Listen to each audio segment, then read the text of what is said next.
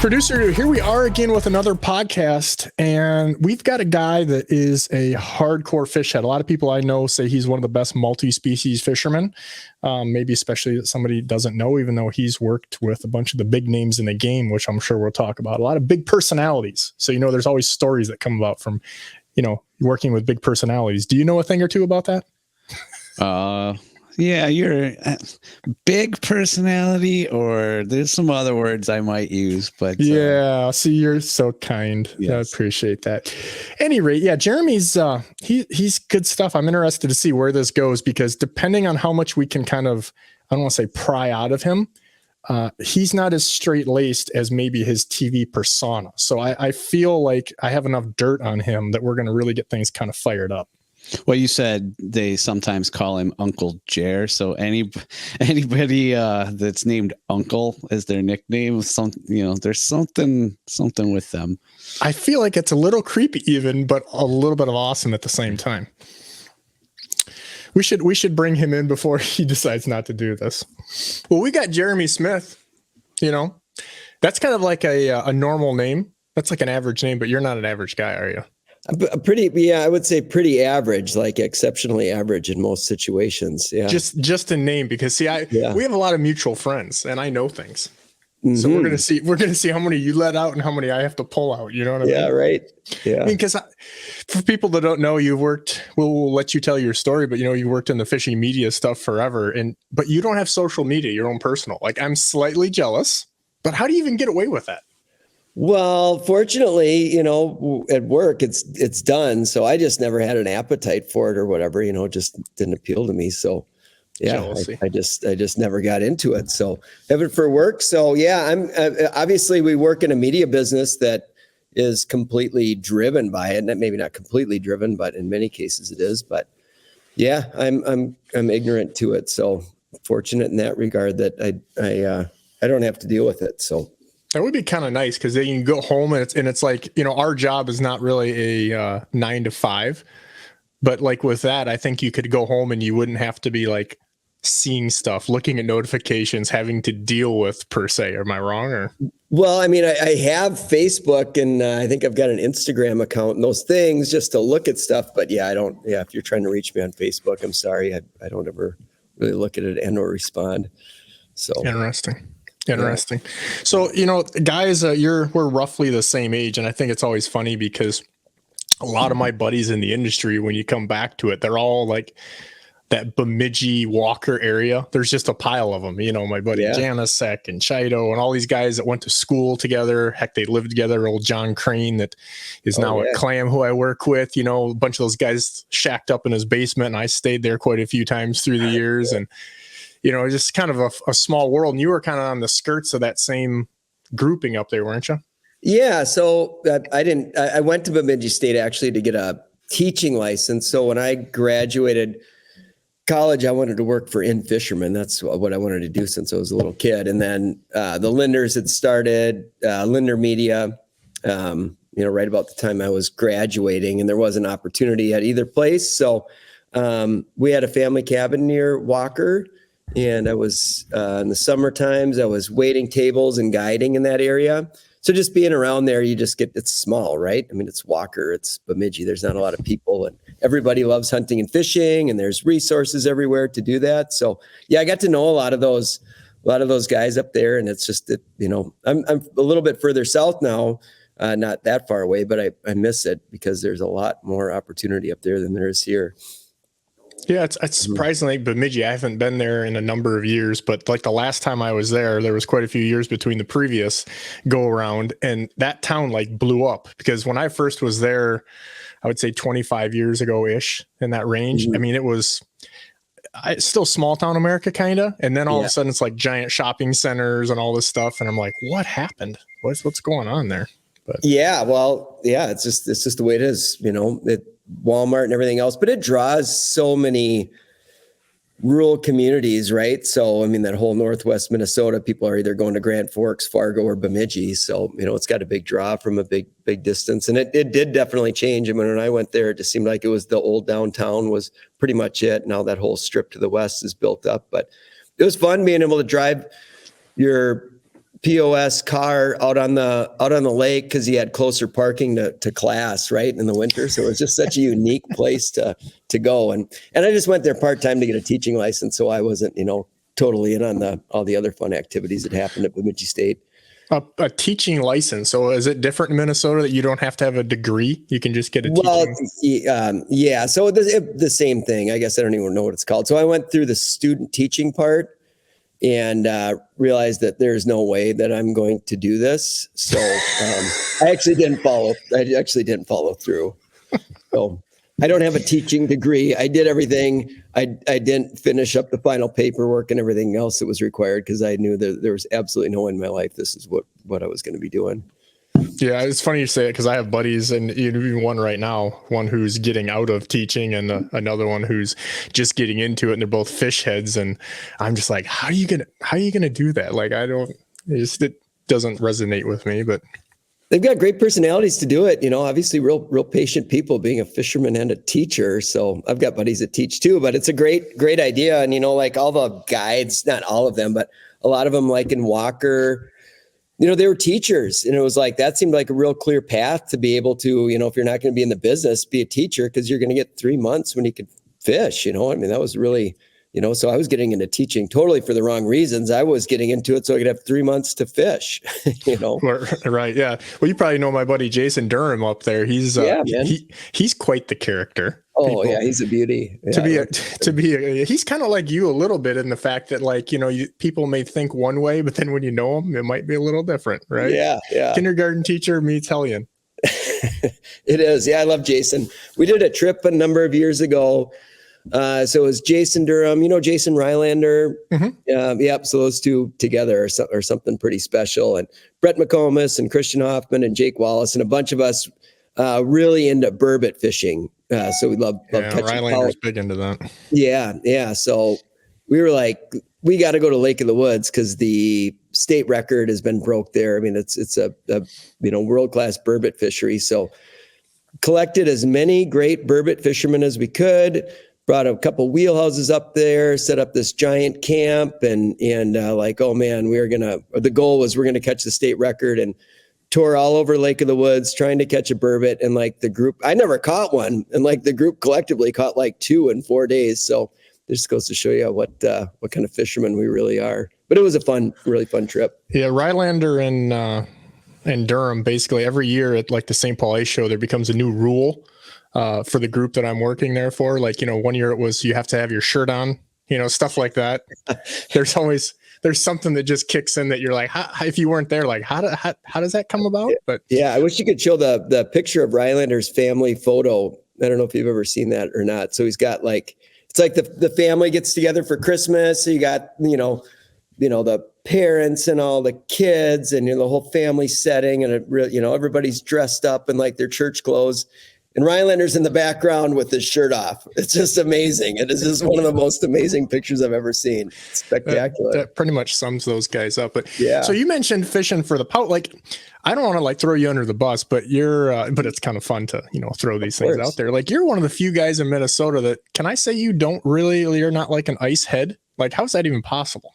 Well, I've ice fished my whole life, and it's just kind of one of those things. I've got kids now, and something's got to give. Going from fishing every day to wherever your career takes you, and trying to be a good parent. So I've liked ice fishing. I've never been like crazy about ice fishing like I am open water, and then having to do it for work and film and go through all these conditions. It's kind of been one of those things that I don't miss not going ice fishing all the time. And I like making lures, and I like tinkering with lures. So that's a really good pastime in the winter.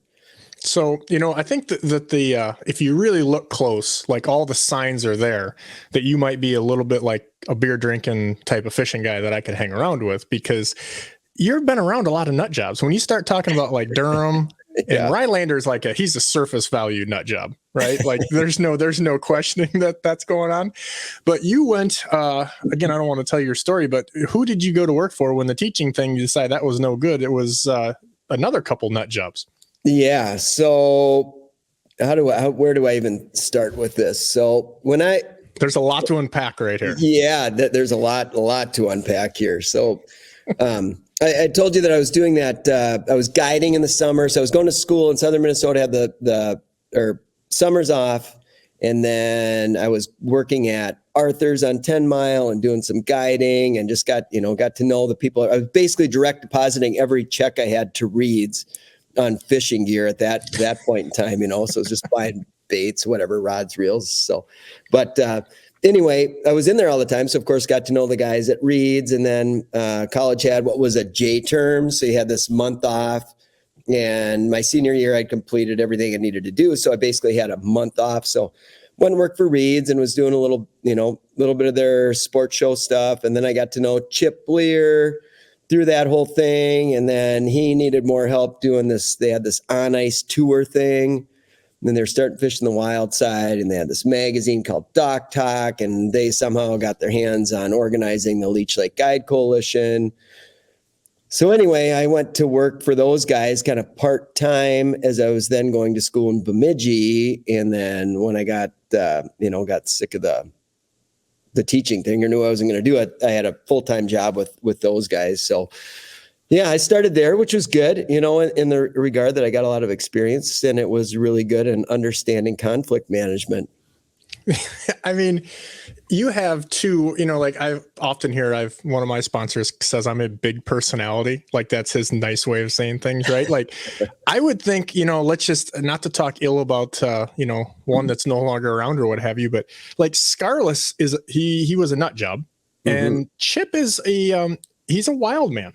Like fishing the wild side or whatever was a very appropriate thing. Like there had to have been some absolute dumpster fires between those two. And I mean, oh man, yeah, it was just bad chemistry, and I was young and didn't really know. I mean, I'm like, my early 20s, just trying to figure all of this stuff out. So you got this dynamic of Tommy at that point in time was on top of the walleye world. He was just kicking butt in all these tournaments. And so his, tournaments were tied to the business. So all of his tournament winnings were basically funding, this whole fishing the wild side project. And that wasn't necessary. I wasn't behind the books on any of that stuff, so I don't know, but it would appear like tournaments were making the money, this whole on ice tour, all this other stuff that was going on with their magazines and was not. And so that just created all of this conflict, big time. And Scarless had to have his hands on everything, micromanager, and so did Chip. And I mean, there was just screaming at the top of their lungs and desks getting flipped over. And then eventually, they basically got divorced, which was probably really healthy for both of them. And I stuck around with Chip for a little while, and then made my way down here. But yeah, in terms of seeing emotions run high and some really crazy dynamics between two people, that was it. Well, and then you go work for like the Linders, and that's like a polar opposite deal right there. Like that's is that like 180s you could get? Yeah, maybe, kind of, sometimes. Yeah. No, yeah. Well, I guess what people don't realize, like fishing guys, is there's ego there, and it's a cutthroat, and it's an intense deal, and yeah, there's a lot of personalities, right? Like the thing that makes it good can make it bad. Yeah, no, and I love this group. It is really a good group of people, and what I can say, I would say that with Wildside, the whole fishing thing was secondary. And I loved fishing, that's why I got into it. But, it was really viewed as this, fishing is just like this vessel or this medium that we're using to make money. Who gives a shit if you can catch fish or find fish? You call people to do that. And that totally went against the grain of anything that, I thought was, the way fishing should be. So just, from a personal standpoint, I'm like, well, this is messed up. We're here, like, Al and Jimmy, myself, like we love fishing, like that's not fake. I mean, I would have said Wildside was certainly superficial. This is just, it's a real passion. So that's just great to have that. Yeah. And you have to be pretty entrenched into it, right? It's like you knew you weren't that way with the teaching, and thankfully you bailed out before that didn't work out so good. Right. But so how do you actually, I think a lot of the guys, and again, I just think of friends of mine whose, kids are of that age, and they're like, I want to work in the fishing thing. But most of them don't seem to have the gumption, I would say, or knowing that you're going to have to take a period of time where things don't exactly work smoothly. How about that? Is that fair of your situation? Yeah. I mean, there's not like a clear path, obviously you can't just like, it's not like you jump on Indeed and there's 4,000 listings of great jobs in the, media business like what we're in. It's like you got to figure out some pathway to get into this space. And there's a lot more opportunity now. I mean, you can be a self-starter and whatever, create a media is your thing, create a channel and become successful. If you got to, I mean, whatever, you got to work hard. That's the bottom line with all of this. You got to be really focused and dedicated and work hard. And yeah, that's, it'll lead you to where you want to be if you just apply that. But even like, I mean, I think one of your buddies told me like you had stopped by the Linder's office like 100 times and said, like, hire me. What can I do? Yeah. Right. Like, yeah. I think some of that's missing. So, I mean, give me a little bit on that where it's, I think people think that there's, like you said, there's not, this is not on Indeed or jobs.com. So it's those relationships. And sometimes that those things, I mean, I even look at like some of the relationships I have now, working with Rapala, I've been talking and for years, back and forth with people, even when they were at different positions, one of the Rapala guys I work with R&D, I worked with at a magazine, so. Yeah. Yeah. Well, so yeah, I was going in. So our cabin, you would go through Brainerd to get to our cabin that's up near Walker. And I was in southern Minnesota. So, go stop in, talk to the Lindners, knock on the door, and fishermen, hey, you got a job. And I remember I got to talk with Stanky. So a friend of mine who I got to know from being up at the cabin, he was older than me, Scott Slate.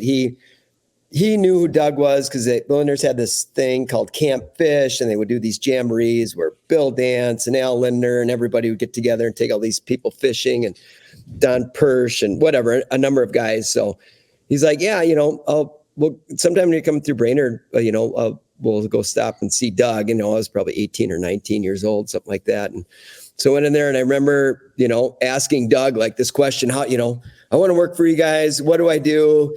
And you could just tell that Doug was clearly annoyed that there was this kid in his office, and he goes, yeah, you seem as though you may be reasonably intelligent. You should maybe go try to work for some local newspaper.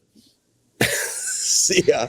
That sounds like a Doug statement. Yeah, man. So whatever, that was good. But then you talk to Al, totally different thing. And I don't know Doug, enough but that was just my first interaction with him. And then you've got Al, who's like, oh, where do you fish? Where's your cabin? What did you catch this year? Blah, blah, blah, blah, blah, blah, blah. Oh, cool. Great. Yeah. Keep stopping in. We got nothing going on right now. You never know. Keep in touch, blah, blah, blah. So, I mean, that just his personality there was encouraging enough to be like, all right, yeah, man, I'm going to stick with this. There's got to be opportunity. And it worked out. The charisma man. Mm-hmm. Yeah, he's got a lot of charisma. There's a little fired up. But so you start working for those guys, and that has to be like kind of a dream job to a certain extent, because not only are you around the right people, right, and learning things and such, but you're around a lot of the right companies too. Mm-hmm.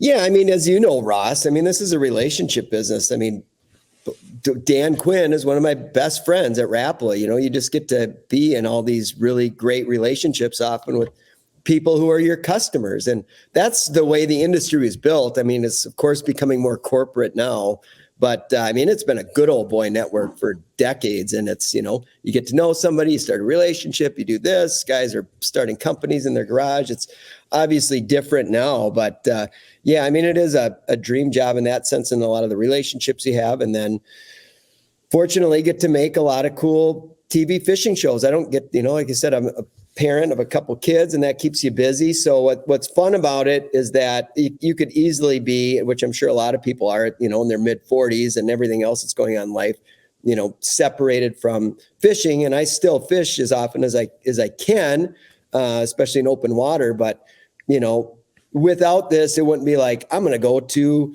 northern Saskatchewan this summer. I'm going to go to northern Manitoba. I'm going to probably go to Northwest Ontario, half a dozen times. I'm going to go fish in the Dakotas. I'm going to go fish, over here. So without this, you would not have those opportunities to really explore new places and do all these things. It might be a lot more limited. I'm going to run across the lake, across the street on the weekend, catch some sunnies and bass, so it's really awesome in that sense.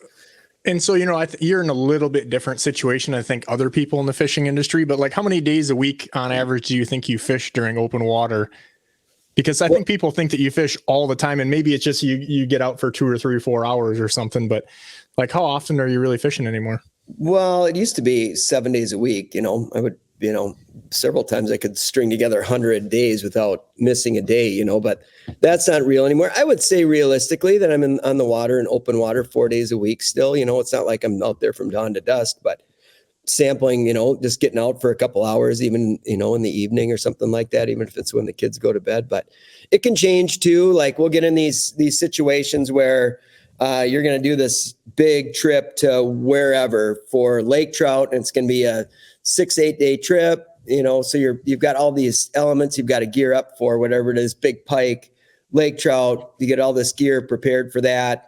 And then you're going to have a 5 or 6 day window when you're home. And then you're going on another trip that might be muskies and walleyes. It requires a whole nother gear set, packing, planning, food, all these things. So in that time, I would say, when the schedule's like that, I'm not using those 5 days to not be with my family and, fit. But we still might go to the cabin and fish for crappies or something like that. But, it's at this time, it's a lot more focused on, when you get in that time of year, focused on specific trips or things you want to do to be successful. I think the average person listening to this, like I may lose them or they may throw something at the screen or whatever, or punch their steering wheel if they're just listening to this driving or whatever. But, because fishing is a job, right? And like people always like, I wish I could fish every day. It's like, you can't physically, especially when you live where I do in the waves and stuff. Like people are like, I want to fish every single day. It's like, no, you don't. Like you do right. Until you hit like 20 some days. And then that number is probably even going to be less as you get older. Right. But, how do you think that things have kind of evolved with you as far as like, I have done a 180. I used to fish, a million days in a row. And then I'd fish tournaments in between those guiding days. And then all of a sudden, the media work and some of the other things that we do, product design, and it's just all the other facets of the business, which is kind of what I was getting at as far as, not always the fishing business is not always just casting, I guess is what I'm getting at. But now it's kind of doing a 180 where I'm enjoying going and doing road trips more, shooting stuff that's saltwater things or things that don't even really part of my business, but not, what I mean? Because it's more of a passion and fun and just exploring new things. And I think that's probably the same way when you go on some of these trips. But have you kind of done a roller coaster with that, especially with the family and things just being different than they were when it was Jeremy fish 24/7? Well, yeah, it sounds really similar to what you're doing, Ross. I mean, what I love about fishing now, not that I don't love everything about it, is like just what you were explaining, like road trips. I just love that. Like that's my favorite. Going to places I've never been and going to figure it out. And like the gear side of things, like, what do you think you could catch these fish on? Where do you think they're going to be? Just getting all the equipment set up and just going and learning something new. That is hands down my favorite thing to do, just go look at something different. So, well, and it's funny too, because me and producer dude here actually met when we were doing my TV show. We did a TV show for about 10 years. And the funny part is, I always, if you watch any of my stuff, which you're not a social media guy, which is so you don't, but the funny part is, like I'm always busting on bass guys, more like green carp, ditch pickles, things like that. But I love smallmouth, especially where I live, like, St. Clair and Erie and just the Great Lakes in general. You can't not like the smallmouth. And I'll admit it here is I'm kind of a closet smallmouth guy. And I wish I had more time to do that. Like if you win the lottery or something, I will spend more time doing that. But the crazy thing is like our media work and promotion stuff and all that, and even a lot of the sponsor alignment, like they're not on board. It's kind of crazy. Like it's the people just, if we put up a video, 6-7 pound smallmouth, people are like, yeah, because it's just not the same demographic. Like we've done a good job or bad job, depending on you're looking at, for pigeonholing a little bit. But along that line is where I'm going, is when we filmed our TV show, producer dude would always be like, why are we doing all these bass shoots? Because like we've already established that you're the walleye guy. And because it was one of those, when we put that down, I knew I was going to do it. Where when you live on Lake Erie, like the walleye fishing is always good. You know what I mean? Like, especially compared to what you would call good walleye fishing. Oh, not even close. Yeah. Yeah. And so you're like, well, no. So it made kind of like your trips. It made me know, like, it would be like a vacation for somebody, I guess, where it's like, hey, we are going on the 24th and 25th. We're going smallmouth fishing on Lake St. Clair, no matter what. And that's what we're going to do. We're going to film a thing. And because so many times people, would be like, oh my God, the big walleyes are just slamming on Erie. We got to go do another walleye shoot. And it's like, and again, people listening are like, whatever, dude. But yeah. Oh man, you got problems, Ross. Yeah. Oh, what a terrible situation. Yeah. But yeah, I think part of it though is just, and I wonder the same thing with you, and maybe kind of like along your ice fishing thing, is that again, I hope people can relate to this, not like pull fishing out of this if you're listening to this, right? And you don't fish for a living, and insert something else. So maybe it's somebody played baseball forever, and now you, like Michael Jordan wants to play, baseball because he played basketball for a million years for a hot minute or something. But don't you think sometimes just doing a little bit something different kind of like gives you a renewed passion? Well, it not only does that, yes, I agree 100%. But then secondly, it gives you, ideas and just gets your mind flowing, which is probably part of that passion of like, oh, I could apply this here, or, oh, this might work here, or just, I don't know, that's so much of what makes fishing awesome is that you're always learning, you're always trying to figure stuff out. And then, doing these different things. And then, having an experience from this, you can apply to that. And then learning something new in this situation, you're like, oh, I'm going to bring that back and use it here. That's awesome, man. And to your point about bass too, that's kind of interesting is that we do a lot of bass content. So, largemouth and smallmouth bass content. And, we put this content up on YouTube. And historically, or for the most part, I'm generalizing here, but like our largemouth content tends to perform poorly. And same thing with us, because it's just. And I would guess, the assumption that I make is that we have nothing to do with tournaments, and that seems like what the whole bass world is. So I don't think there's a big group of northern anglers who fish for largemouth bass that aren't involved at some level in competition, whether it's local or regional or national, whatever it is. So if you're not, into the largemouth thing in that regard, then it's, not the content you want to watch probably. It's crazy because like all the time people will say, I'm really into fishing, and there's a handful of different references that I use, like in a guide boat or something. You're kind of feeling somebody out and they'll be like, oh, how'd you get started? I'm like, oh, do you know Al Linder? Because Al did help me with a lot of things early on. He's like, you get one of them web deals, kid. That's what you need to do. Education's where it's at. And they're like, no, I don't know who Al is. And I'm like, you're not really into fishing. I mean, if you don't even know the name, like, are you kidding me? And the same thing along the lines of with a podcast. So we've had Brandon Palaniuk on here actually just before he won Angler of the Year. So cool. The timing couldn't have been any better. Yeah. And then we had Mr. Onum, Matt Robertson on. And it's just funny that, people either send me messages or some of the clients, that listen to the podcast and then, get in the boat with me and they're like, yeah, that Matt guy, is that your cousin? He seems funny, and as nut job as he is as well. A lot of nut jobs in the fishing world. Yeah. He's a really badass fisherman. Like buddies of mine that are down in Kentucky Lake, like, dude, he's won everything. He was making a living fishing local tournaments, quite literally. Sure. Yeah. And I guess the point of that, though, is like these people that are into fishing, it's just a different world. I guess it's like racing or something. You know what I mean? Mm-hmm. Like Formula One cars and NASCAR. It's like those people, even though it's racing cars to me and you, like, not the same people. And that the bass thing is just, it's kind of fun. It's because, we've had some crazy good shoots. Producer, did you remember the one we did? We won't say where, but on a different Great Lake. And I mean, we had like 50 fish over 5 pounds, some 6, pushing the 7s. The bass one. Yeah. I mean, with my buddy, and we were drop shot, and it was like call your shot. This is like early side imaging stuff. It was ridiculous. And like you would have been, and it did poorly. And it was just like, we're like, how? And I think that's the thing that I just always struggle with people. And, when I ask all these people, I just don't think some of them you get through. It's like, I'm not into necessarily tarpon fishing, but if somebody was on a tarpon bite of all tarpon bites, or, I still can appreciate that. You know what I mean? Mm-hmm. Yeah. I don't know. Yeah. It's funny to me on what works and what people like. Yeah. I mean, the audiences right now are so niche, right? I mean, you can watch, the content can be so hyper specific that I don't know that the whole broadness of, appreciating largemouth and smallmouth and carp and catfish and musky and walleye and sauger, panfish, that like there's that group necessarily that's out there that's like, I'm interested in all of these things fishing. I mean, it does seem like you're a walleye guy, you're a bass guy, you're a musky guy, you're a crappie guy, It just kind of seems like where That's why they're really specific. If you're Gary Roach or Wally Marshall or something, I kind of get it. You've pigeonholed yourself on purpose because you're so good at what you do. But it's just surprising to me that I just appreciate good fishing, right? Yeah. And just an honest personality to portray that. And I think that's probably why the Linders have been so good for so long. But yet still, certain things are just don't traditionally do well. And it's funny to hear that with you and largemouth, because you guys have had some,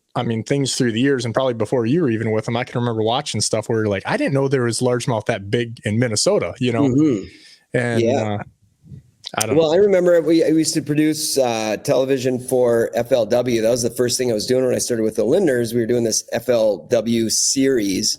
And, through that series, traveled all over with these FLW bass pros and the, southern states, mid-south states. And they were talking and getting exposed to the famous bass fisheries throughout the South. I was just like, what you got? I wouldn't even fish if bass fishing was like this. Like, this just sucks, man. Like, we've got way more quality fish than you guys have. Granted, the bigger fish were much bigger, they had the top end stuff, but like day in, day out, like there was no way that was going to touch anything in Minnesota. If you want to go get 3 to 5 pounders, like no way, So yeah, that was really interesting to me, getting exposed to some of that. And, but then also realizing that those fish are actually PhDs as well, where, up here, you've got all this technical stuff, or down south, they have all this technical stuff. Up here, it's like, I don't know, pick your favorite plastical worm and jig or spinnerbait or whatever. They're like the easiest fish to catch, which makes it fun. But down there, they are not the easiest fish to catch. Well, I think the difference is you go there on a Saturday, there's 5 tournaments on Lake X, and there's 900 people. They are fishing for largemouth bass. Yeah, man. That is it. You go to Minnesota, those guys, I would say that the walleye is a priority still. And if not, maybe a musky for a different segment, like the bass, they just don't get beat up as much. There's a lot of lakes that probably just don't see pressure, or a lot of them. I think the big thing you guys have going in Minnesota, and even you see this across the Dakotas and some potholes, is a lot of those really, really good fisheries that we don't really say the body of water that they are. They're not big enough to have a tournament, or they're going to take a little bit of work to figure out or get your boat in and out of. And so the average guy's not going to do that. Is that fair? Yeah, I think so. Yeah, definitely. And those used to be abundant up here. It was just, there was great fisheries everywhere, and bass it's grown in popularity like crazy. So there's tournaments, there's all this stuff happening. So it's changed. From my perspective, I would say the bass fishing in Minnesota has declined in terms of the numbers of big fish that were available and, to go fish unpressured fish. But, from a newcomer's perspective, it's just amazing because there's tons and tons of fish and there's water everywhere. And so, yeah, but it still is, you're right, Ross. Like, if you want to go get big ones, like a lot of times you still do have to go, I had a John boat, or I have a John boat. I don't do this as much anymore, but I got this system where you could push the John boat out onto the gravel road or whatever. And then I used PVC pipes. Then you could like roll the John boat on PVC pipes across wherever to slide it into a lake. And then you could go explore all these lakes. And man, we would just catch, then it was for largemouth primarily, to just go find these sloughs and things that have giant buckets in it. And it was super fun. And I did it for muskies too in some river situations. But then I had to build the winch on the front of the boat. So then you wanted to get it back up the ditch or whatever. You just kind of backed it up, hooked the winch up, got this PVC, and built these rollers for a ramp to get it back on the trailer. And you just got your boat up. It was. Is that the boat that you fell out of, by the way? It is. Yeah. Yeah. Okay, that's just checking. Yeah. Just checking. It's fun to have one of those old beaters you can fall out of. See, in today's day and age, you guys shooting a video, and again, I realize there's sponsor implications and all that stuff, but like a YouTube video of you in some junk, beat up, just trash John boat and using rolls of, PVC pipes that's almost the video within the video. Yeah. Yeah. It would be fun. I was jacked about that system. I don't do it as much anymore, but that is fun fishing, man. When you can get away from everything, and it is cool. Producer dude, do you remember? Does this bring any memories up? No. What am I for falling out of a boat? Well, are you talking about the ice? No, remember that shoot that we did with that junk? Jeremy, so this is the deal. We've got a buddy who's like, we're trying to find a different show. And the long and the short of it is, I fish out of a pretty nice, fancy, sparkly boat, as they say. And some of the comments we had got in, and producer sitting down there in our little production deal, and he says, "Hey, we need to do something that doesn't involve we need to get down to basics." Is this coming back, producer dude? No, I'm so done. I had this is going back a decade plus at this point. Keep explaining. 13 years ago, 14 years ago, something like this. So I get a buddy who's got a bunch of small ponds, if you want to call it that basically they had dug out and cut a bunch of trees off, and this thing had flooded up. I know where you're going now. Yeah. Square bill. And so he literally is like, dude, listen, you go in there, there is so many bass, there's 6-pounders, that one of them deals. Mm-hmm. And so it's the heat of summer. We go back and I was like, well, what do we do? He's like, well, you really can't, it's like one of those gated chain lock deals. I'll leave a key here. The guy lives like 3 states away. I won't be there. So I'll tell the neighbor not to shoot you. So we go back in and there's this there was like a natural lake, but there was a bunch of them connected that he had dug out, or I don't even know what the legalities there is. But long story short, we get in there and there's 9. Now maybe you can say it was our prowess with the bass fishing. Oh yeah. But there was 9 billion, 10, 12 inches, maybe. But the bluegills were producer, did you remember this? We were catching them on full size square bills. Yeah, the baits were almost as big as the fish. I mean, Jeremy, I don't even want to say it because I know a guy in your stature too, like the bluegill thing. People are like, "Oh yeah, it was a 12-inch bluegill." You hear that and it's 8.5. It's a nice one, but yeah. But they were the biggest bluegill you've ever seen. I mean, they were huge. They were smashing a full size square bill that we were intending. Because there was all these laydowns. There was 8 million trees that they had just cut off. And then there was just stumpville. And every time you'd hit one of those that you didn't see or something, of course, you about go flying out of this boat. But the funny part of the boat is we get there, we are in the middle of nowhere. Okay. There's no drain plug. I used an extra t-shirt I had in my truck. That was our drain plug in a John boat with no flotation. And we were using the same, if you can picture this, we're using the same cameras that these guys used for football, shows. Yeah. They were the big shoulder mount ones. Yeah. They don't use those anymore, but this was 15 years ago. Yeah. Yeah. This is 13, 14 years ago at this point. And long story short, so our camera guy is so big, he's like, I can't get in the boat. So producer he was like a bowling ball. That's how he was built. Yeah.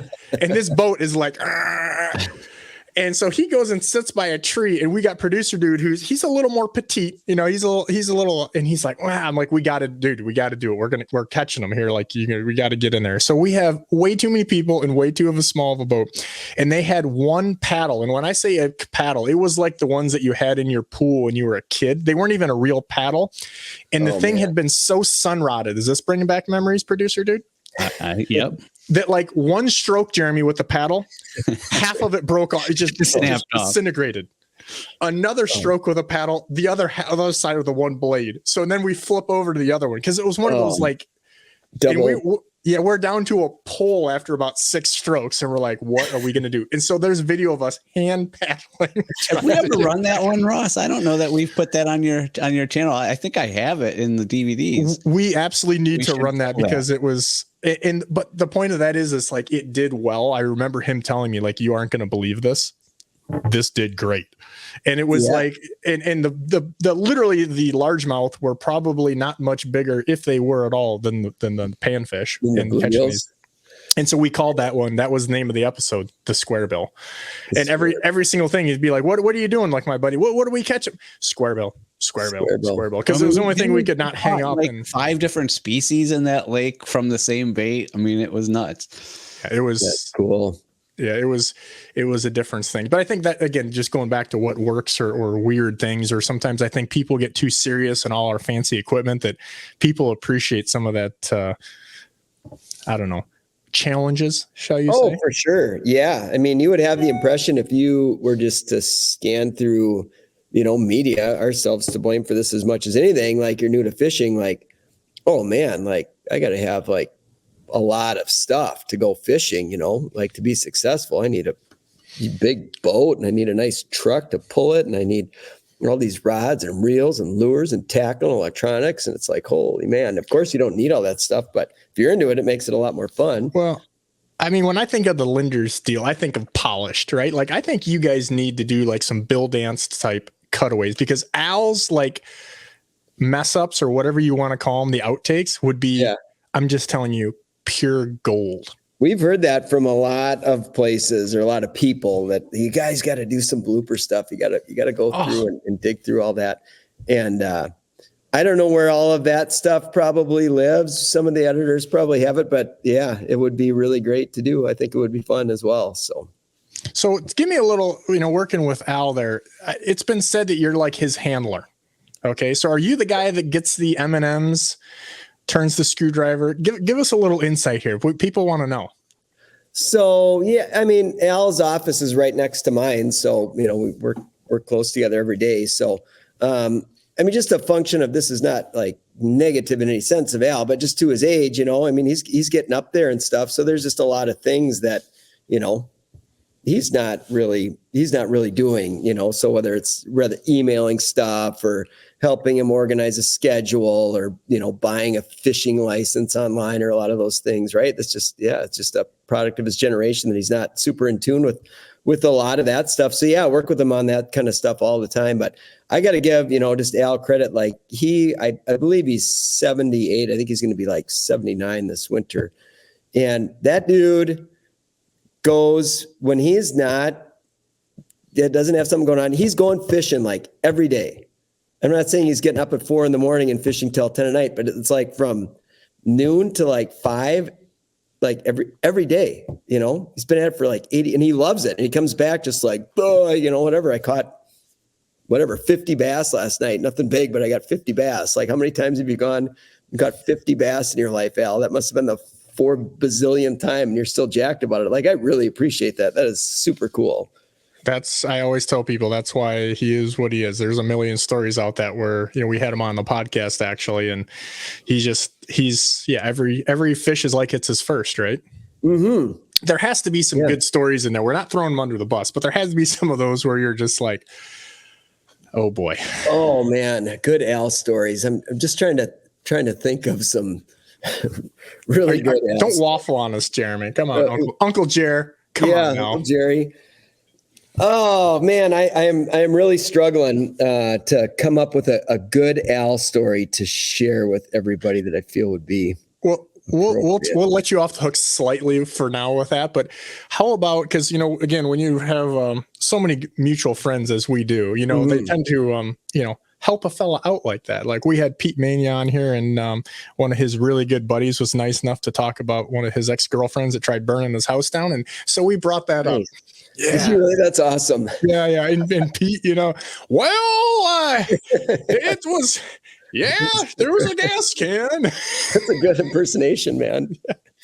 Oh boy. Any rate, so tell me some of those trips. And again, you don't have to name. I mean, this is like, people appreciate these things. We're not trying to throw somebody, under the bus or some lot or whatever, but all these destination things that you do.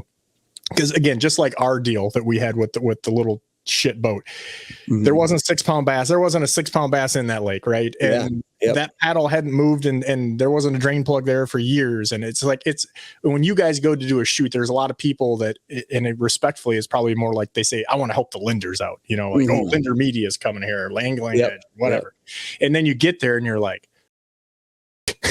been you're there. this is just this. There is no way to put perfume on this piece of poop. Like, this is just, it is what it is. So give me some of those, because I know you were on a trip as an example with a friend of mine on I think it was a Canadian deal, trying to shoot a muskie something, and he didn't tell me the whole story, but he just said it was a dumpster fire.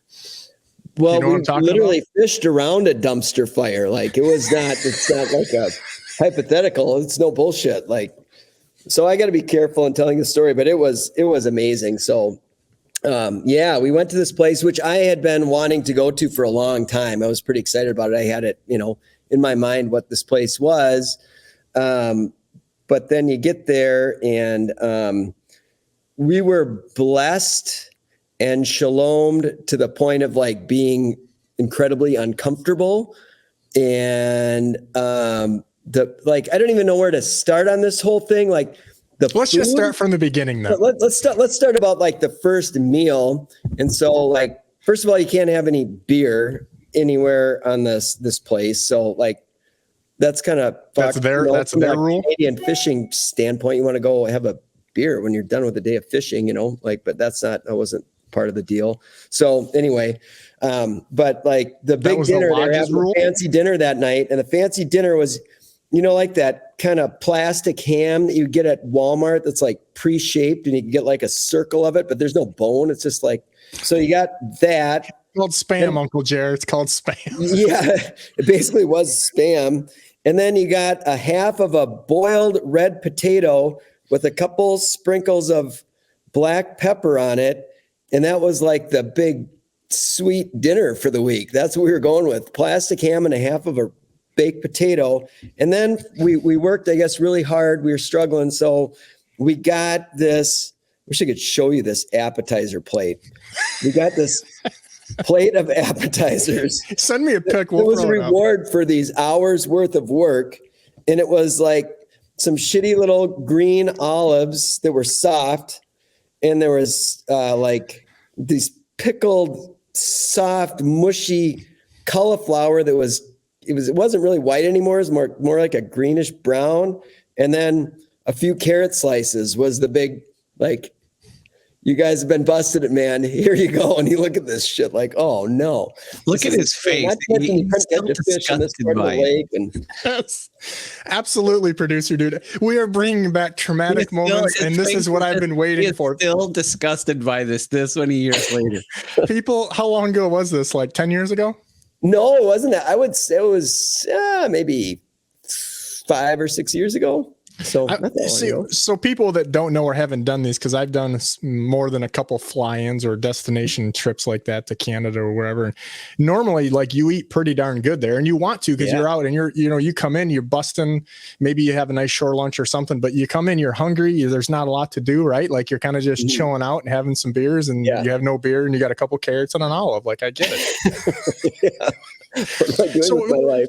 Producer dude, I don't know if I'm not going to let this slip by. You know me, I don't miss a thing. When I said dumpster fire, because it's one of my favorite words, and Jeremy says, we actually were literally around a dumpster fire. Like, are you saying they took all of their trash on a small island and were burning it? Is that what I'm hearing?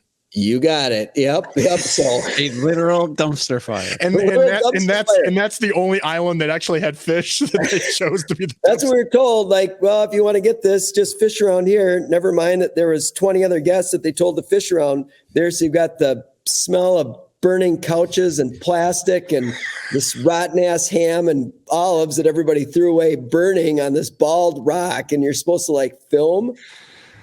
It was just like, oh man, like it was so unbelievable. I mean, it was great because who I was with has an amazing sense of humor. And it was one of the most memorable trips that I've ever been on and will ever go on, just from that regard. So it's not, the metric isn't about always how many fish you caught, because we had really shitty fishing, but it was definitely a trip that I laugh about and I will remember forever. And maybe you're not this guy, but I even see as we get older, right? Like when I was in my 20s, I'm counting how many fish I catch, right? Like now you're like, I don't give a shit.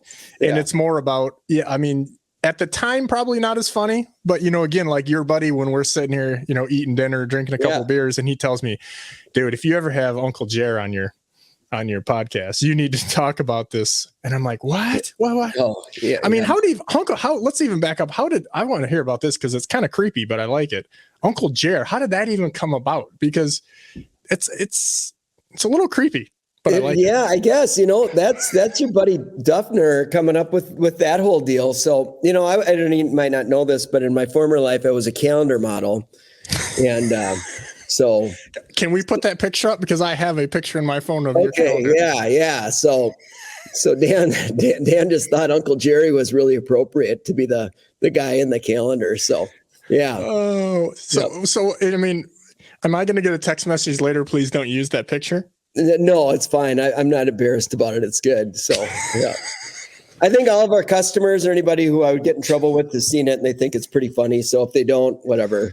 It's just, and again, I think that deal, like we went and did a shoot down there and in the towards the eastern basin of Lake Erie last year. And again, it's not going to Canada, right? But we went down there, we rented a house, had some sponsors there, had some people there, and it was just that camaraderie once we got off the water is I think that people, maybe it's because all the logos and all these other things, like I think some things get portrayed a certain way, but I mean, don't you still at this point, or maybe even more so, appreciate those things? Oh yeah. Ty Shadeen, our sales guy here, and I were talking about trying to organize a trip. Like we did one of those a few years in a row, and it's been a few years since we do it. That stuff can come together and then a few things fall apart, but getting everybody together, man, on something like that, like just getting a house to stay in and go fishing and just having that evening activity with like your customers, like everybody just gets to be friends, it's just and everybody talks about it for years to come. So that stuff is awesome to do. One thing that I got on my list is something about a squirrel blanket.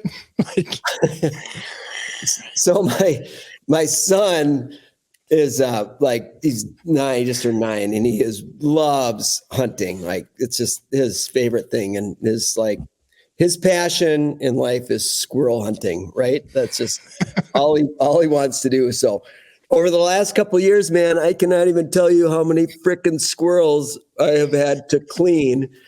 And his goal is he really wants to skin them all and make a pillow or a blanket for mom with the squirrel hides. So in my free time, I'm actually not fishing. I'm frickin' skinning chipmunks and squirrels and then frying them up because he thinks they're good to eat. So yeah, that's actually what I do anymore, Ross. I'm actually a squirrel skinner and might start a shop called Kentucky Fried Squirrel that you guys can come by sometime. I am dying because I can just see your poor wife. I'll use it tomorrow. Yeah, he's got all these squirrel hides tacked up. They're salted, and he's just, yeah, man, like this is coming together. Like if I keep at this, I'm gonna have enough for a. This is like a bad episode of Little House on the Prairie. I love it. Right. Producer dude, can you imagine your wife having a squirrel pillow? Yeah, it would be something. Yeah, that's probably not going to go over well, but. No, I love it. But so some other dumpster fire or really, memorable trips, because I really think like people like hearing misfortunes a little bit, if we're being honest, but some of the I'm literally have a tear dripping down. I'm thinking about the squirrel pillow, but some of the other trips and things that, give me another one of your favorites. Cause people I think they like the behind the scenes thing. I know I do. And I know through the years that seems to do well with people just wanting to hear more and more. Like we've had even requests just to have like a story podcast, where we have multiple people on and it's like a round table, the round table stuff kind of does well. So give me another good one like that. Well, I just had a thought, and Al, I'm sorry, I just had a thought of a good Al Lindner story that perfect. So gosh, I don't know if I think it was last spring. I think it was, last spring. So this isn't just my opinion. This is just the way it is, that if your last name is Lindner, you are the worst driver on the planet, period. Oh. Like riding shotgun, anybody with the last name Lindner is scary. So depending on the conversation, if you're on an interstate, say that's got the speed limit is 70, if the conversation is really intense, you'll be traveling anywhere between about 40 and 50. So cruise control need not apply to any road trips, right? So, and then if the conversation gets slow, you can pick back up to normal traveling speed. But as soon as the conversation starts talking, there's wandering, there's different, levels of speed that are involved. So let me tell you this here, Jeremy.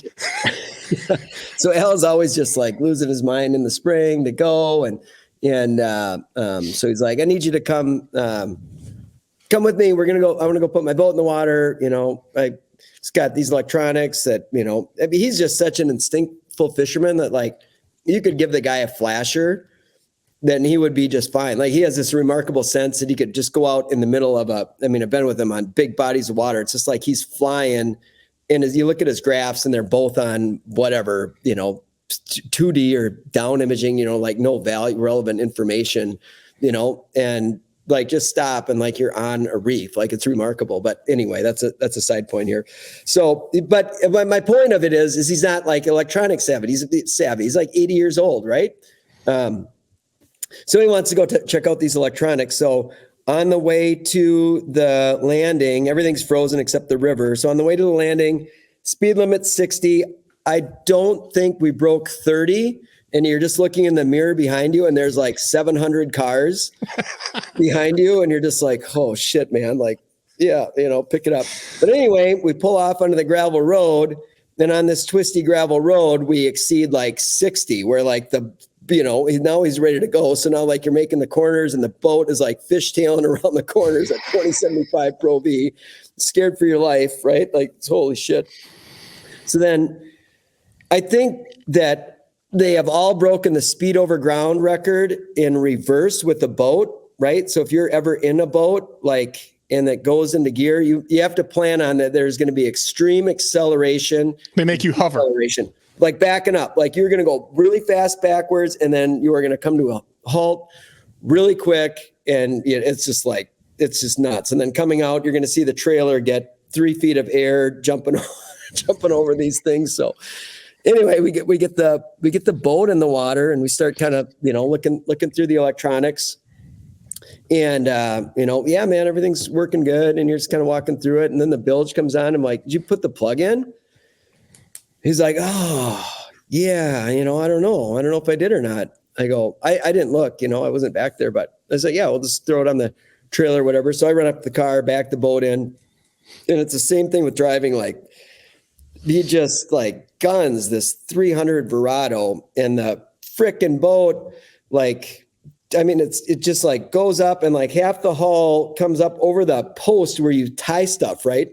It almost puts the back into the rear of the Suburban, right? Like, this is like, I've done this before, like, what is happening here? So now we got to try to figure out how to get this thing off, and to start the whole conversation. So anyway, we deal with all just insanity, dealing with that, getting the boat back off the thing. Plugs in. Well, I'm like, well, you broke a line, He's just so excited to go. He gets his boat out of storage like in February, because he's convinced that we're going to have ice out in, the end of February. It's going to be April 20th, like every year, But the boat sat outside, freezing, thawing, and he couldn't figure out why the stuff froze. It's like, dude, it's been snowing and melting. Like, your boat was full of water, freezing and thawing. And so you had a feeder line that was literally like a hose going in your home. And he's like, well, whoever winterized it should have got the water out. It's not. Yeah. So anyway, we almost destroyed the boat. We broke some. Oh, we broke the transducers off too when we did he launched the boat almost into the back of the Suburban. So that was pretty good. Rescue tape is good for that situation, by the way. Rescue tape? Yeah, it's silicone tape. You can just.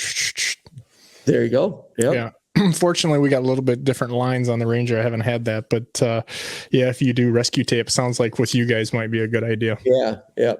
Absolutely. So yeah, well, you can't be good at everything. I think that's what I like my point. Obviously, I know a lot of the guys that have worked there, and guys way before you worked there, and it's like, everybody has their role, right? Like, rarely is an artist a good businessman, and vice versa. And it's like the same thing. Like, so you got to have the guy that turns the screwdriver, and it sounds like you might be the MacGyver of that group a little bit. Yeah, for sure. Yep, absolutely. So yeah, and I'm sorry, Al, if I didn't mean to embarrass you, but it's just one of those funny things in life. Jeremy, Ron had a zillion of those, right? It was just my endless. God. So yeah, it somewhat runs in the family. Al's much more cautious than Ron was, but the Ron stories are legendary. Like some major damage going on there. Oh yeah, man. Yeah.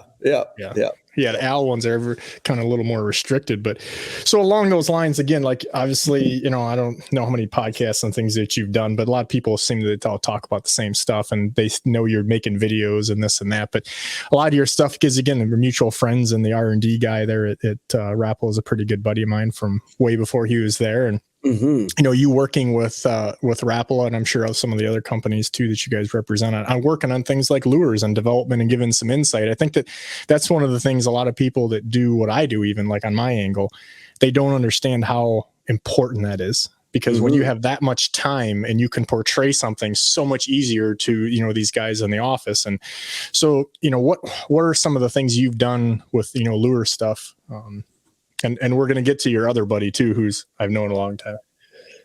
Oh man. Well, The latest one probably that we were working with those guys on was the moontail jig, that VMC moontail jig. So that's been a pretty big bait, and getting that flat head and getting that bait to cut. So that's been fun, just a number obviously of the crankbaits over the years. And one of the cool bait, like my favorite fishing lure of all time is an X-Wrap. I love fishing it. I've caught just about every kind of fish you can think of on it. And it's kind of cool. Like Jimmy was like really instrumental in building that bait, which I think is one of the best, jerk baits ever for just about catching everything. So yeah, with those guys, we've had the opportunity to work on, that whole BMC line. We've been involved with them on a lot of that stuff on the crankbait side of things. They've really focused a little more recently with like Ott Defoe and the OG stuff. And, Ott's a talented bait maker, and he's got really great insights on some of that stuff too. So,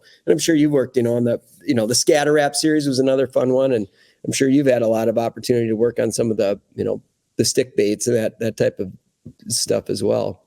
Yeah, there's a lot of things in the works and some things coming soon too that we have to hush. But yeah, the lure thing it's fun for me. That's kind of like the adult trick or treating, right? Like that tinkering and then ultimately seeing something come out that you work on that makes it better. Like you see a need fulfilled is kind of cool. And is that what you did? Because I guess backing up a little bit, Jeff Simpson, who you're doing some stuff with, I met Jeff when I was in high school fishing with Roach, literally doing, cool.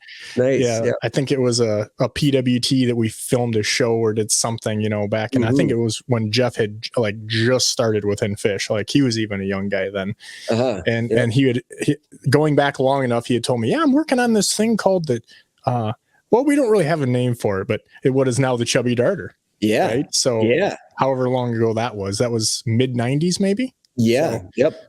Ballpark. But so you and him are working on some musky baits. Is that, give me a little, what's going on with that? So, Jeff invented the chubby darter. He's a lure tinker. Jeff's just an all around exceptional dude. And so he started working with us, I would say maybe 4 or 5 years ago, something like that.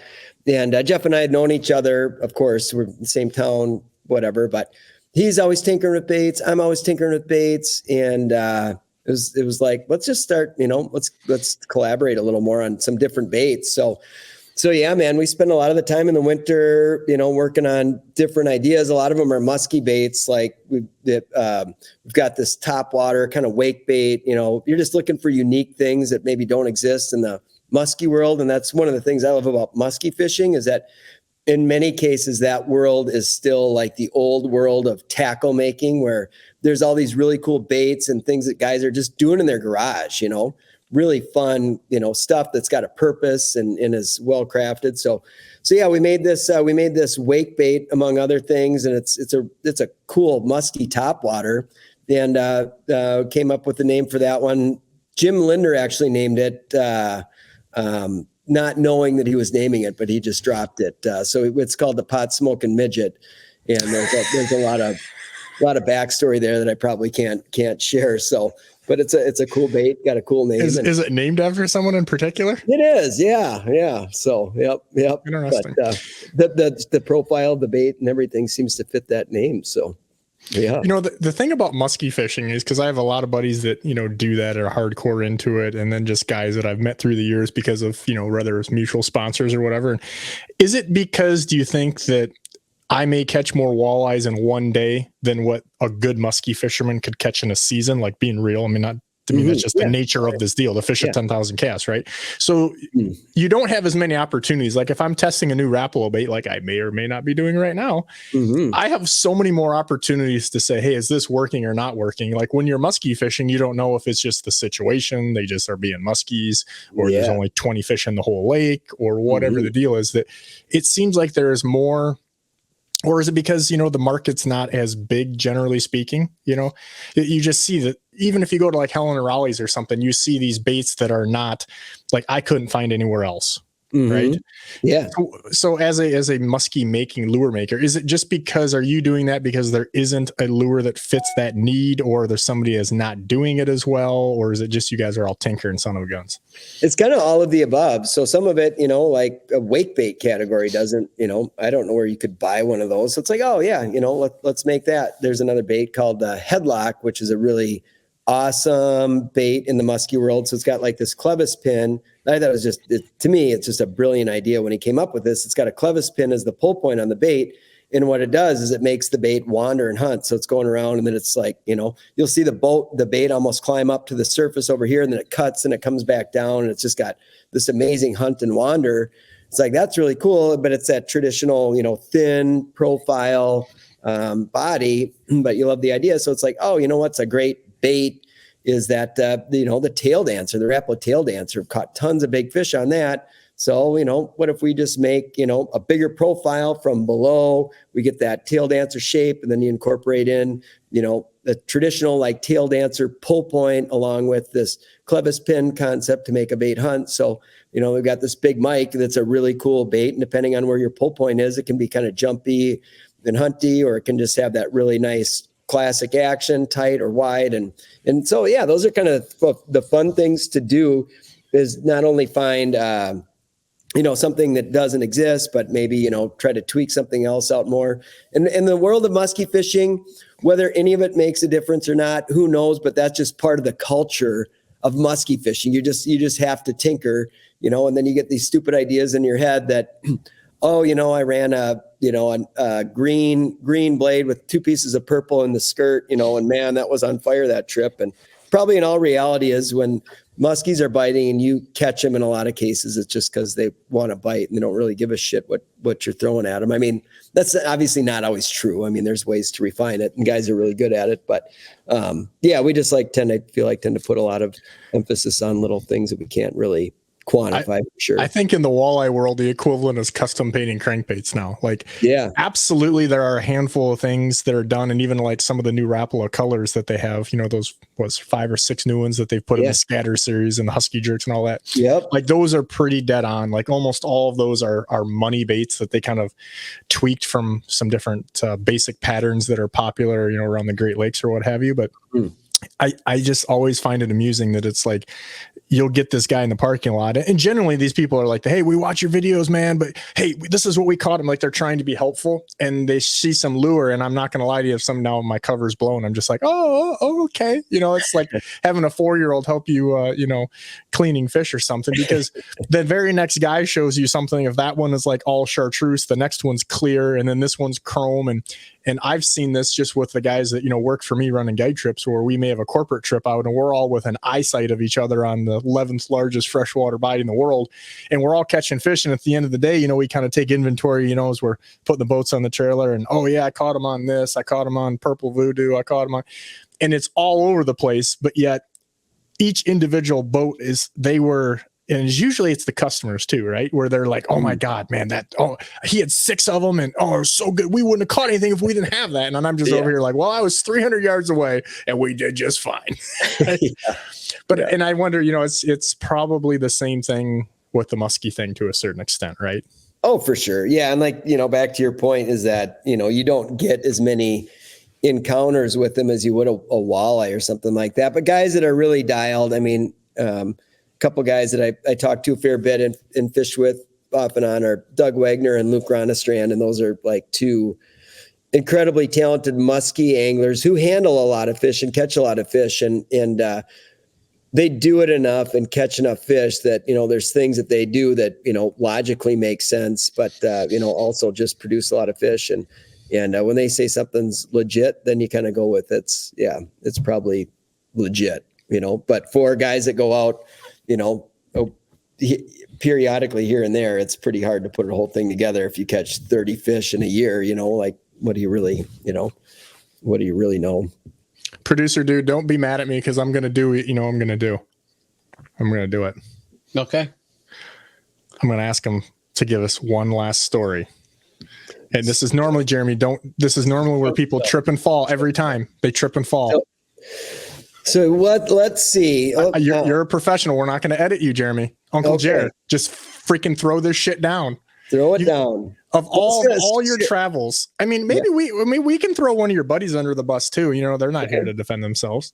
No, they're certainly not. So one of the trips that sticks out in my mind that was really cool that we did a few years ago. So I fished Reindeer Lake in northern Saskatchewan a couple times, and I heard there was a dumpster fire on one of those lakes. Yeah. So, back in the early 2000s or something, we went up there and caught pike, didn't fish for lake trout. And then I think it was like 2017, 2018, went back up there, and we had this just disaster. We needed to bring fishing rods to film. And so we were supposed to, fly into Saskatoon and then get a car and ride up to this air base and fly out from there. Well, we couldn't get the rods onto the plane that we needed to take. So we ended up having to go to Calgary, was the only plane that would allow these rods. And it just turned into this freaking nightmare of getting the equipment into Canada. And, we probably would have been better off just to drive at this point. But anyway, the stuff gets into Calgary, and there's like no cars that will allow us to take it out of the province. So we're in Alberta. We've got to get to Saskatchewan. So you do all this wrangling, and we get this Chevy Lumina, and there's three of us. We've got all this shit, the camera stuff, some fishing tackle. And then we've got this like 9-foot rod tube that doesn't fit in the car. So it's like wedged in up against the windshield here. And then it's coming out the back window here. And now we've got a 14-hour drive from frickin' Calgary up to, Lac La Ronge with the window basically open and these frickin' rods. But needless to say, we made it to the air base, and it was this gravel road, and I had an amazing trip fishing up there. But it was like, man, we could get our boat here, and built a good relationship with Lawrence Bay, the place we stayed at, and talked to Phil. I was like, hey man, I know that Aaron Weeb and Jay Siemens had done this on the Manitoba side. They went up to Brochet, and it was like super cool trip. And this is a different part of the lake. I was like, can only imagine how good this fishing would be with the modern technology with our boats. Like we went lake trout fishing, and we didn't catch big lake trout, but I mean, they had a couple 50-pounders in camp that year, and they don't fish for them. Right. So it was like, well, we got a good shot at a 50, but the lake trout, man, this native guy took us out to his lake trout spot, and we tied the boat up to this buoy that was in like 120 feet of water. And, they don't use depth finders. They don't believe in depth finders. They don't believe in water temperature. They just, they don't believe in depth finders. Okay. No. So they're just like, they think you're crazy to use a depth finder. It's like, yeah, it looks like there's fish here, man. So like forward facing sonar, the conversation there would just absolutely just implode, right? Yeah. They don't even believe in a thermometer. So let alone a depth finder. Right. So, but we put our baits in the water at 120 feet, man. And it was just like, woof, just trout. I mean, it's just like trout soup. They were everywhere. I forget how many, we caught like 135 lake trout, like as fast. You could not get, like your rod, it was just completely insane. And the fish weren't huge. I mean, we caught 2-pounders, maybe up to 12, 14-pounders. So they weren't big, but if you just get to use a bait caster and smash fish's heads in that are, 6 to 14 pounds, like that fast, it is fun. Perch fishing up and down, and then you got this opportunity at some big ones. So that's it. So we organized a trip, then came back and said, all right, let's go up here. And I think it was 2020, got a group of guys. We're going to bring 4 boats up here. We're going to do this thing, line it up with Lawrence Bay. And then COVID hit. So COVID ended up basically, sidelining. Yeah. So it sidelined the trip, but it also sidelined the lake trout fishery up there for, probably the next 40 years. Cause they ended up netting the trout really heavy because the community didn't have anything to do. So unfortunately we did this trip where we were hoping to go get big trout in the areas that we had access to. We would travel maybe 45 miles, 50 miles a day, but it takes a long time, as when you're in, you're in this wilderness water. And so to get any kind of range, it takes a long time. You're not just running wide open. I mean, you gotta proceed cautiously to cover any ground. So I think to really get into the big trout, they're still there, but in the areas where we were fishing within our range of fishing, they had been, the big ones appeared to be gone. So we had 3 boats with the best technology possible. And I'm not saying I'm a great angler, but I was with some really good anglers, and none of us could catch any fish over like 6 pounds. So, and the natives had said that they had been working hard at, catching trout for money while the COVID thing was going on and they couldn't work. So.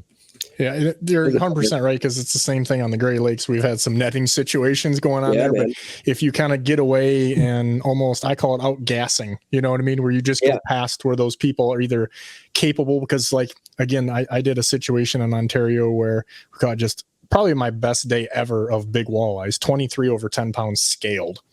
Damn, dude, insane. That's amazing. Insane. Wow. And that's a podcast story within itself, just that trip.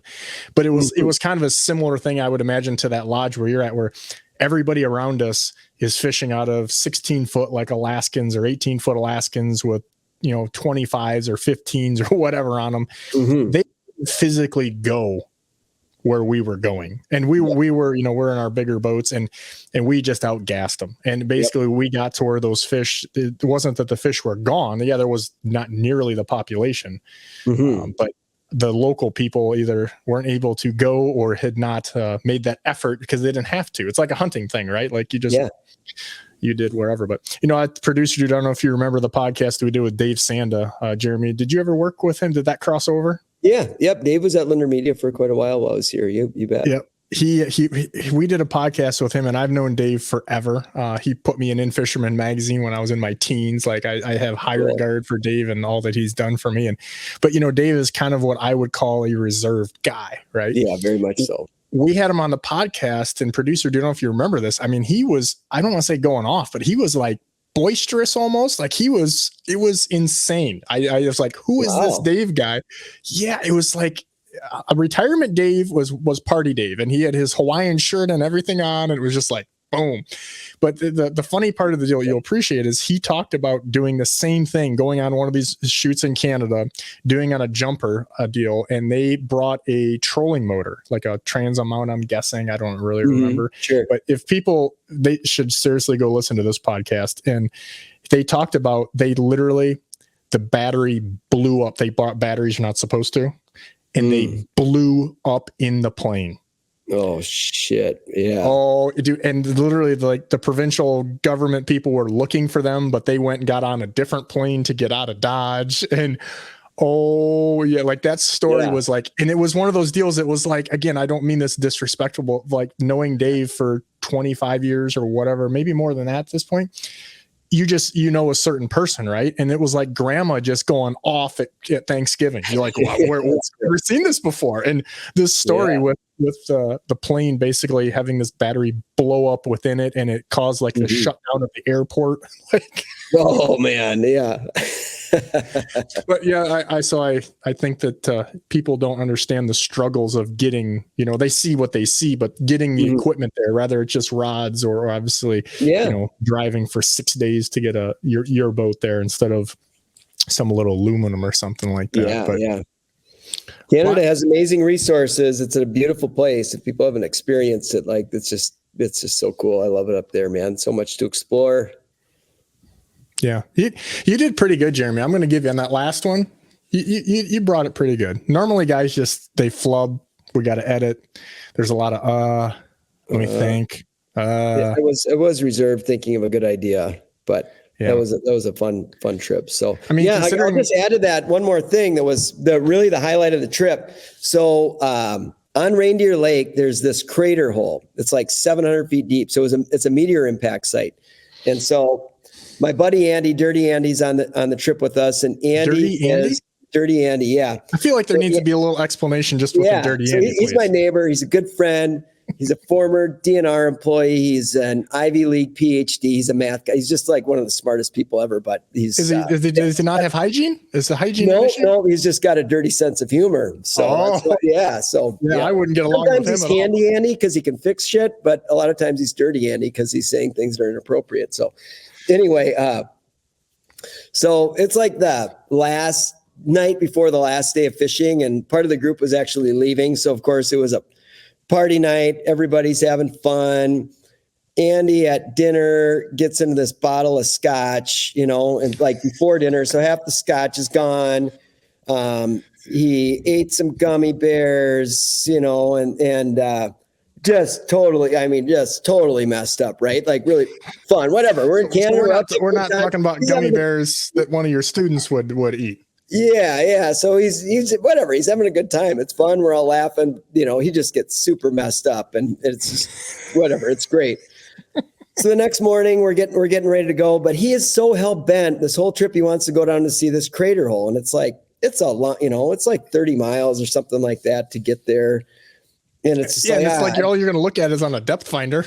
Yeah, but he's just like, I want to say I've been in this meteor site all week. He's like, let's go. And so I was fishing with my Ryan Sproul was with, and so finally we give in. Like, okay, fine, we'll go to this crater hole so you can see the crater hole. But then we're whatever. We're going to look at it. We're going to do the, because that's like $1,000 worth of gas to go there in Canada. Yeah, right. So there's places to fish. We were pike fishing too, but we'd fish for pike on the way there. So we're getting set up in the morning, sitting in my boat, and Andy is just like, he's just sitting in the boat like this, but not hungover. He claims no, I'm fine, not hungover. Right. Sure. Bill, the owner, comes down and he's bullshitting with us, what's happening, where are you going to go, this, that, and the other thing. And Andy's, just sitting there.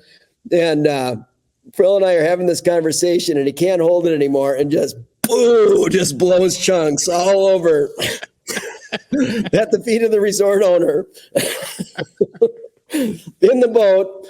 And he can't function all day. So we drive him all the way down to this crater hole. We pull in, and as soon as he gets there, we got this great video. Jeff Simpson was actually there too, and Mike Hainer, they drove their boat down there, and he got there, and all he did was puke the whole time we were at the crater hole because the seas were big, and it was just like super rough seas. And he's just, we got some great video of him. I bet you, since you mentioned Mike, Mike really, because I know Mike pretty good too.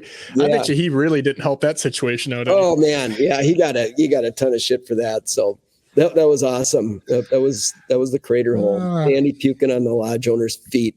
So, well, just as a recap, we went with we learned about a pot smoking midget.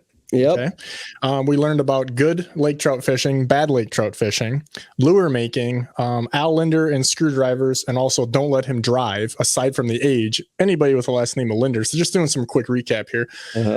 Chip Lear is Excitable Boy is a nickname I've heard for him. You have worked with some big personalities. You may currently be working with a big personality, right? Or even right now. Squirrel pillows are a thing. Is there anything else that we should like in our recap here? Because I feel like our producer is dumpster fire. A literal dumpster producer, dude. Yeah. Is that the title of this? A literal dumpster fire? Oh man. Oh shoot. I think you got an incredible memory, man. That's a really good recap. That just means he was listening. Yeah. He's an active listener. You are. I have a bad memory, but I really appreciate it. In all seriousness, like we've had Larry Dahlberg on, we've had, a lot of old guys that I don't want this to sound cheesy because I'm really sincere when I say it. I think there's a lot of these guys that people don't appreciate. Like I know the Dahlberg and the Linders maybe aren't as best friends as they were at one point or what have you, but these are really, really, really good fishermen. Like, I don't think people understand. Like, I mean, like you said, take the sonar away, give them a flasher or nothing. Dude, Larry Dahlberg and Al Linder, like they're on my survivor team. Like, and again, these different personalities that don't necessarily do a lot of media like this. Like we got Al fired up a little bit on the podcast. Like it wasn't Al, like, let me show you how to fish this brush pile. Like that's not the Al we got. And that was amazing. And I think people are going to look back. If no one else was, I will. Well, I will watch that video or podcast, 10 years from now when some of these guys probably aren't going to be around. And if they are, they're not going to be functioning like they are now. And go, man, this was the Michael Jordan. Like these guys, like, there'll be somebody new. KVD will be gone. There'll be some new bass guy, some new young kid, Jordan Lee or whoever, and the next one of him. But still, I think that it's like these guys are the OG and they did so much for the game. And a lot of these young guys, like I said, people not knowing who Al or some of these other guys are is just a travesty. It's terrible to not pay attention to that. And again, I'm not trying to sound cheesy. I sincerely mean it, that these guys need, if nothing else, to show, respect and then learn from how many things that they've done. Yeah, no, I couldn't agree with you more. I mean, having that perspective on history is cool. And I think BASS is doing a really cool thing with the cast. I don't know if you've caught any of those episodes, but that's a really cool thing to look at Ray Scott and then other influential people in the history of bass fishing. And, in terms of multi-species sport fishing, the Lindner family, Dahlberg, another one you mentioned, I mean, really, laid the foundation for so much of what we have today. Funny story I think you'll appreciate. So I had Gary Roach on because I traveled with the old Roacher when I was like 14, 15. I literally wasn't old enough to drive the truck. I used to like load his boat and he'd have to go to the parking lot to get it. And everybody just still thinks that's funny 30 years later. But long story short, I call Papa up, as I call him. And I'm like, hey, I don't tell him we're doing a podcast. I tell him I want to like record a phone call because and so I am telling Al, when we're doing a podcast with him, I had Gary on a little while ago and he's like, how did you get the Roach on a podcast? And I was like, well, I didn't tell him we were doing a podcast. I told him I just wanted to talk to him on the phone, but I may record it. And he's like, that's how you get the Roacher. That's awesome. And it's like those clips, again, I don't know if that's funny because we just know all these people, but like the outside guy, I don't know if they appreciate it like I do, but I just think it's hilarious. It's like my Saturday Night Live. Like it's just a little funny skit that's like real life, but yeah, man. Any rate. Well, Jeremy, I can't thank you enough for giving us your time. I feel like with the amount of traveling and stories that we could do another one of these down the road. And I mean, maybe producer dude, the squirrel pillow will be done and we could get a video. That's all I want to see. We don't have to do another podcast. Let's just do a video on the squirrel. Let's do a how-to on making squirrel pillows. And just for our legal team, our lawyers that are on retainer, I want to let you know, Jeremy did approve us using the picture of him with the calendar work that a said mutual friend might have put together. So just warning everyone, but nice. I think they like that. Some people get a little uptight, but I know people get in the boat with me. Maybe they don't even get in the boat with me if they can't appreciate something. Yeah, like that. Right. Exactly. So it's just fun, man. It's just meant to have a laugh. So. Well, until the next episode, Jeremy Smith, we appreciate your time and tune into the Bigwater podcast. Producer dude, I'm not even going to say him because we're just everywhere. Search for us, so just search it. We're on all those platforms. We're on YouTube. If you'd like to see this video, producer dude, to encourage you to watch this on YouTube, he's going to put up a picture of the Jeremy Smith calendar. And I'm just going to tell you right now, there's no shirt, there's a cigarette, and there's a cat too. I mean, I'm throwing that out there right there for a visual for everyone. But bigwaterfishing.com, Instagram, YouTube, and everywhere else. We are out. Thanks, man. So, producer dude, I'm always interested to know what you think. Because we've been really fortunate to get people on here that obviously the biggest names at the game, but then also some people that aren't afraid to talk about it. I think Uncle Jer, as they call him, or we call him, or everybody does, he kind of like letting us use this calendar picture. That picture is frightening. That's going out there. It's a little scary, but don't you appreciate that as an old TV producer that's always looking for a little bit of pizzazz? Yeah, because you always get the people that are like, don't use that, and don't use this, and don't use that. And he was an open book for sure. Like that one story we had where like, oh, these girls were taking their tops off on our boats. And then we were like, oh, and then we went to the Keys with them. And then you're like, okay, let's tell that story. And they're like, yeah, so we had some crazy stuff in the boat. And you're like, what happened? But Jeremy definitely brought it, and he's got the resume to back up his fishing as well. So I think people should enjoy this one. I know I did. I don't know about you. Yeah. So I look forward to another one here. Producer dude, we can't even tell anybody. Like we're not even going to hint at who we're having on next, are we? Well, that's because I don't know.